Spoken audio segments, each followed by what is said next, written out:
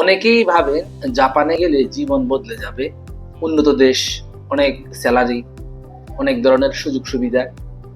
হ্যাঁ, সবকিছুই আছে, তবে সেই সাথে জাপানের অনেক খারাপ দিকও আছে। অর্থাৎ জাপানের যেমনিভাবে গুড সাইড রয়েছে, তেমনিভাবে অনেক ব্যাড সাইডও রয়েছে। তো আমি আজকে আপনাদেরকে জানাবো জাপানের গুড সাইড এবং ব্যাড সাইড দুটোই নিয়ে। এক্ষেত্রে আমি ইন্টারন্যাশনাল সার্ভিস জব ভিসায় যারা যান, অর্থাৎ যারা ইঞ্জিনিয়ারিং ভিসা বা গ্র্যাজুয়েশন করে আপনারা ইন্টারন্যাশনাল সার্ভিসে জাপানে পাড়ি জমাচ্ছেন বা গিয়েছেন বা যাওয়ার জন্য চিন্তা ভাবনা করেছেন, তাদেরকে আমি দুটো বিষয় নিয়ে জানাবো। সেটা হচ্ছে যে আপনার জাপানে যাওয়ার পরে আপনি কি কি ভালো দিকগুলো পাবেন, আবার কোন কোন খারাপ দিকগুলো সম্মুখীন হতে পারেন। তো শুরু করা যাক। তাহলে সর্বপ্রথম আমরা জাপানের যে ভালো দিক রয়েছে ইন্টারন্যাশনাল সার্ভিসের, সেই ভালো দিকগুলো নিয়ে আলোচনা করছি। পরবর্তীতে আসবে খারাপ দিকগুলো। তো শেষ পর্যন্ত অবশ্যই থাকবেন। তো সর্বপ্রথম আমি আপনাদেরকে বলবো যে জাপানের যেই ভালো দিক এক নাম্বার, সেটা হচ্ছে যে যখন কেউ জব ভিসায় যায় তার একটা জব স্টেবিলিটিটা থাকে। সেটা হচ্ছে যে আপনি পার্মানেন্ট একটি জব পাচ্ছেন, এটা একটা ভালো দিক। কারণ ইন্টারন্যাশনাল সার্ভিসে যারা যায় তারা অবশ্যই যে কোনো একটা কোম্পানির আন্ডারে জব নিয়েই থাকতে হয় তাদেরকে। আবার যারা স্টুডেন্ট ভিসায় থাকেন তাদের কোনো পার্মানেন্ট জব নেই, সেটা হচ্ছে যে আপনার পার্ট টাইম জব। আবার যারা জাপানে ট্যুরিস্ট ভিসায় গিয়ে অনেকে আছে অ্যাসাইলাম ক্লেম করে, তাদেরও কিন্তু আসলে পার্মানেন্ট জব নেই, সেটাও এক ধরনের পার্ট টাইম জব। আবার যারা পিএইচডি করে তাদেরও পার্ট টাইম জবের মতো নেই। তো যারা মোটামুটি ইন্টারন্যাশনাল সার্ভিসে থাকে বা আদার্স কোনো জব ভিসে থাকে, যেমন এসএসডব্লিউ, টিএটিপি, এটাতে একটা নির্ভরযোগ্যতা হচ্ছে যে আপনার জবটা পার্মানেন্ট, আপনার একটা লিগ্যাল ওয়ার্ক এনভায়রনমেন্ট আপনি পাচ্ছেন। যেই এনভায়রনমেন্টে জব করতেছেন একটা লিগ্যাল সাইডে আছে বা এই সাপোর্টটা আপনি পাচ্ছেন, এটা একটা ইন্টারন্যাশনাল সার্ভিসের ভালো দিক। ইন্টারন্যাশনাল সার্ভিসের আরো একটা ভালো দিক রয়েছে, সেটা হচ্ছে যে স্যালারিটা ইনক্রিজেবল, আপনার স্যালারি বাড়বে। আপনি যদি কোনো কোম্পানিতে দীর্ঘ সময় জব করেন, অর্থাৎ মিনিমাম 1 বছর জব করার পরেই স্যালারিটা বাড়তে থাকে, এবং এই স্যালারিটা কিন্তু নির্দিষ্ট ইন্টারন্যাশনাল সার্ভিসে। আবার পার্ট টাইম জবের কিন্তু স্যালারিটা কিন্তু নির্দিষ্ট নয় বলতে আমি বোঝাচ্ছি, ওটাতে আপনি 1 ঘন্টা জব করলেও 1 ঘন্টার স্যালারিটাই পাবেন। কিন্তু পার্মানেন্ট জবের ক্ষেত্রে আপনি 1 মাসের স্যালারিটা নির্দিষ্ট, কোনো কারণে যদি একদিন গ্যাপও দেন আপনার কিন্তু স্যালারিটা আপনি পাচ্ছেন। তবে হ্যাঁ, কিছু কোম্পানি রয়েছে যেটা হচ্ছে যে পার্মানেন্ট জব বাট স্যালারিটা ডে ওয়াইজ, যেদিন আপনি হাজিরা থাকবে ওই দিনের স্যালারিটা অ্যাড হবে, অন্য দিনের স্যালারিটা কিন্তু অ্যাড হয় না। তো কিন্তু মোটামুটি স্যালারিটা স্টেবল।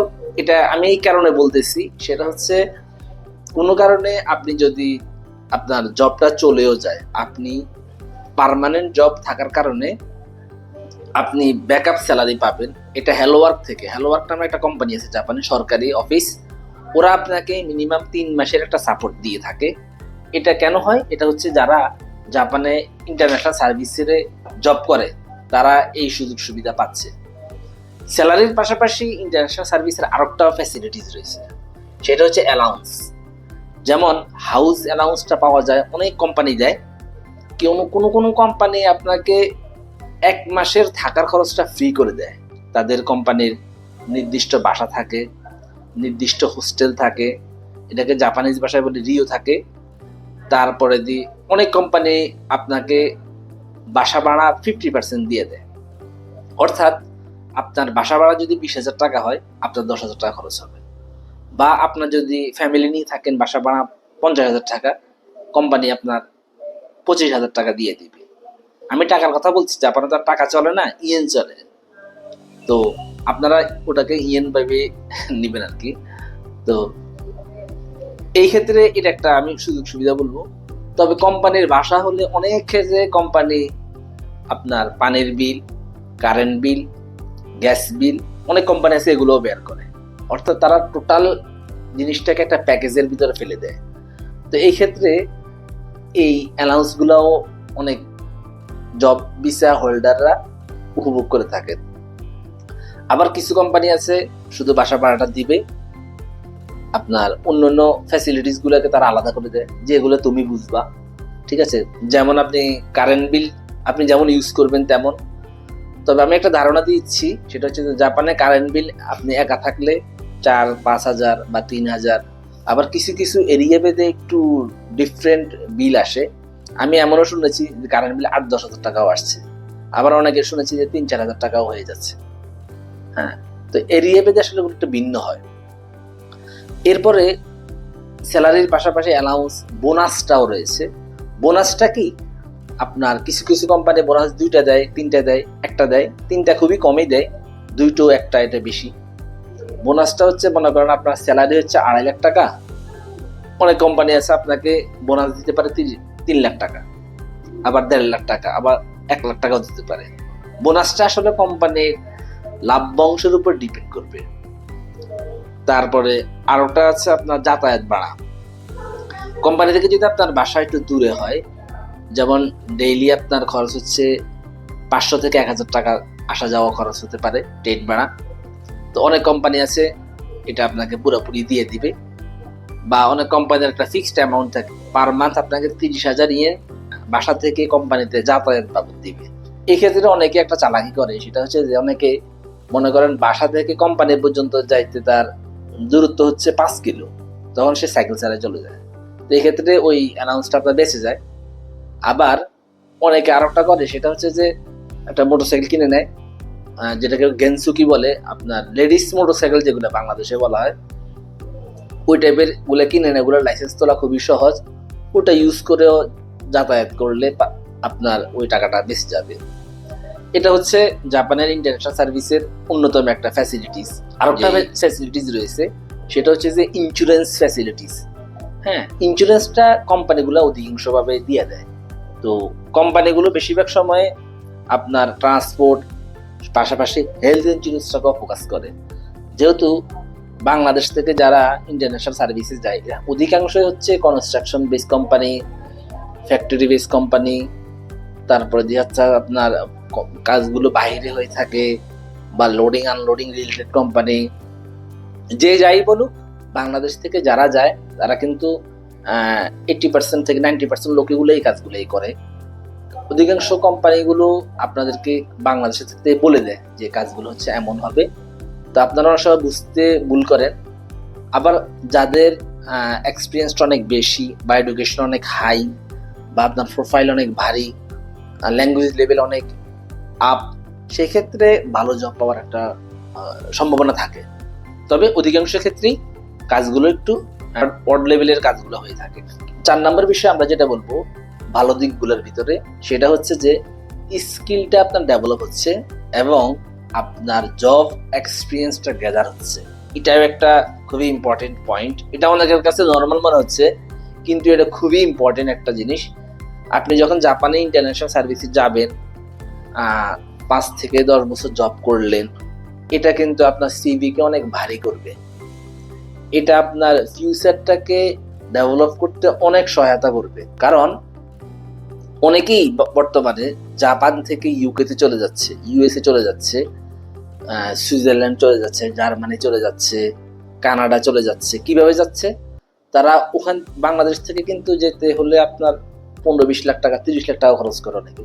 কিন্তু ওখানে আপনি যখন 4-5 বছর জব করবেন, 2-1টা কান্ট্রি ভিজিট করবেন, তখন আপনি ইউকের ভিসা চাইলে বা ইউকেতে কোনো কোম্পানিকে অফার করলে, সে যখন দেখবে যে জাপানের মতন একটা উন্নত কান্ট্রিতে আপনি 5 বছর জব করে আসতেছেন অ্যাজ এ সিভিল ইঞ্জিনিয়ার, তখন তারা আপনাকে কিন্তু নিতে চাইবে খুবই ইজিলি। তো ওই জব এক্সপিরিয়েন্সটা আসলে আপনার অনেক কাজে দেবে। জাপানিজ এনভায়রনমেন্টের কাজের যে অভিজ্ঞতা, ওটা আপনার অনেক কাজে দেবে এক্ষেত্রে। তাছাড়া আপনি যদি কোনো দেশেই গেলেন না, আপনি বাংলাদেশে ব্যাক করলেন, বাংলাদেশে কিন্তু বর্তমানে জাপানিজ অনেক কোম্পানি আছে, যেমন আমাদের মেট্রো রেলটা কিন্তু জাপানিজরা করে গেছে। এখন মনে করেন আপনি ওখান থেকে চলে আসলেন, আমাদের আরেকটা মেট্রো রেল হচ্ছে, বা আমাদের Dhaka to Chattogram metro rail হতে পারে, বুলেট ট্রেনের কাজ হতে পারে, বা জাপানিজ অনেক ধরনের কোম্পানি আছে, ফ্যাক্টরি আছে, গাড়ির কোম্পানিগুলো টায়ারের কোম্পানি খুলতেছে, গাড়ির ছোট ছোট পার্টসের আপনার ফ্যাক্টরি দিচ্ছে বাংলাদেশে।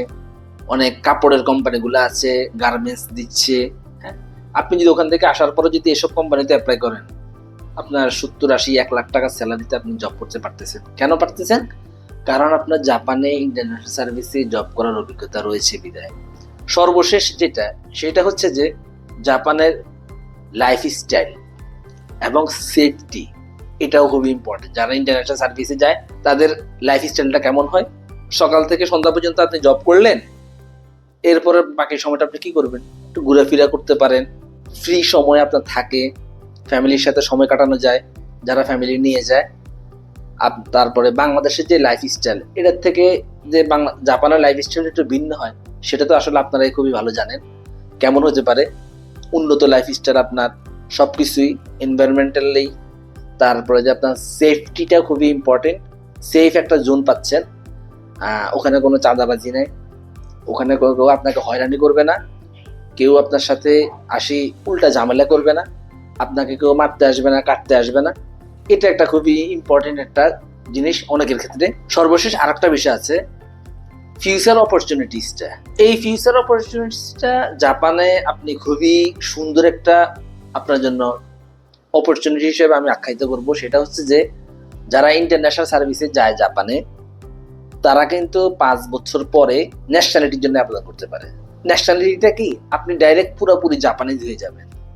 অর্থাৎ একজন জাপানিজের সাথে আপনার কোনো অমিল থাকবে না লিগ্যালি, আইনগত সহায়তার দিক থেকে বলেন, গভর্নমেন্ট কর্তৃক সাপোর্টের ক্ষেত্রে একজন জাপানিজ যেমন সাপোর্ট পাবে, আপনিও তেমনি। এখানে কোনো কন্ডিশন নাই যে আপনি কন্ডিশনাল বা আপনি বিদেশি থেকে জাপানিজ হয়েছে। আপনি টোটালি জাপানিজ। তবে টোটালি জাপানিজ হলে কিছু বিষয় অনেকে খেয়াল করে, সেটা হচ্ছে যে বাংলাদেশ ডুয়েল সিটিজেনশিপটা অ্যালাউ করে না, অনেকে এটা নিতে চায় না, তাই অনেকে পিআর এর দিকে ঝুঁকে, পার্মানেন্ট রেসিডেন্ট যেটা বলা হয়। অনেকে পার্মানেন্ট রেসিডেন্ট নিতে চায় বা পাসপোর্ট নিতে চায় না। ইন্টারন্যাশনাল সার্ভিসের ভালো দিকগুলো আসলে মূলত এগুলোই। এছাড়াও আরও রয়েছে, আমি আজকে এগুলো নিয়ে কথা বলেছি।